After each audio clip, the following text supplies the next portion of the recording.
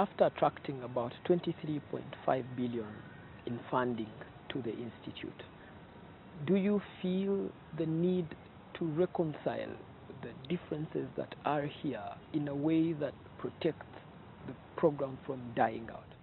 Sure. I'm always reconciling differences. The bottom line is the program. If I'm asked to reconcile a difference and the cost of that reconciliation is the end of the program, the answer is no. That's the bottom line.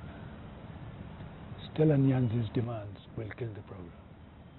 I cannot reconcile with that. When you say her demands take away the program, what do you mean exactly? She doesn't want to teach. That would be the end of the PhD program here. And the end of the PhD program will be the end of most innovative research. Do you recognize research as a form of teaching? And if you do recognize it, has it happened in this institute? We are a prime example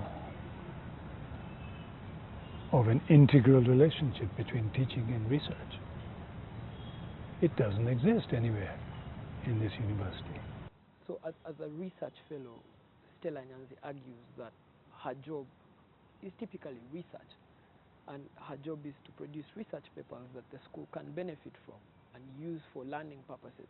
Do you recognize that as part of her duties, or it can only happen when she does the teaching? The job is also training of researchers. The institute will not end when Stella Nyanzi stops being here. Each of us has a duty to ensure the continuity of the institution. Second, she doesn't even do research. She does no institutional research. None. She does private research. Every research fellow here is required to present. When they design a research proposal, they present the proposal to a Wednesday seminar. It is critiqued by a peer group. It is revised. Then the research begins.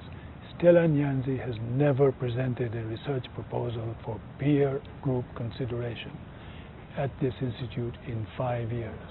Are those grounds you have considered to terminate her permanent contract or to recommend her termination? I'm not terminating any contract. I can't do that. I'm just saying you can't have an office here. I've asked the university to move her. You see, until yesterday I thought that our goal should be to have Stella Nyanzi teach. Now I think it would be a disaster. After yesterday's theater, Stella Nyanzi would be the kiss of death for this program. Why do you say that? Nobody will come here. No self-respecting academic will come to MISR, which has Stella Nyanzi as a teacher. No student who has more than one offer will come to MISR. No donor will be willing to put their money in MISR if they have a choice. This was staged theater, carefully planned and carefully staged. The monitor said she had put on her Facebook site a day before the announcement she was going to do this. The TV cameras came with her. The 3 students who had placards came with those placards and tapes on their faces. She came with the chain, making it look like we had chained her, and as if this was her office. It wasn't. It was in front of the director's office. She chained herself. Came with paint, defaced, vandalized, hurled insults. Is that the announcement of a great PhD program, a great intellectual institute? No, it's not. Students within the program say that the administration has been slow to act in cases where they think that the administration should have acted. And part of these allegations include that the students who are international have been called wolves in emails. I don't know if you have seen them, but they say that these correspondences are things that they have brought to you in petitions, and that these petitions have not yet been responded to. What's your response and take on that?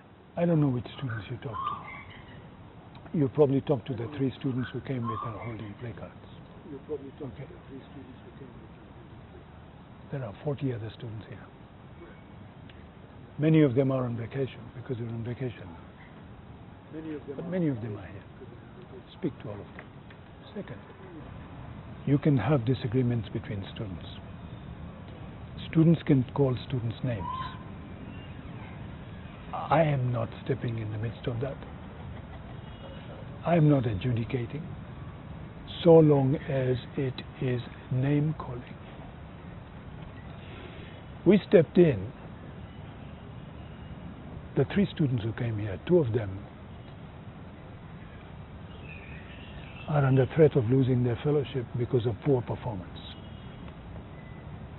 The third one tried to organize students but failed on the demand that students have a right to be involved in their own evaluation. This is what Stella Nyanzi is saying.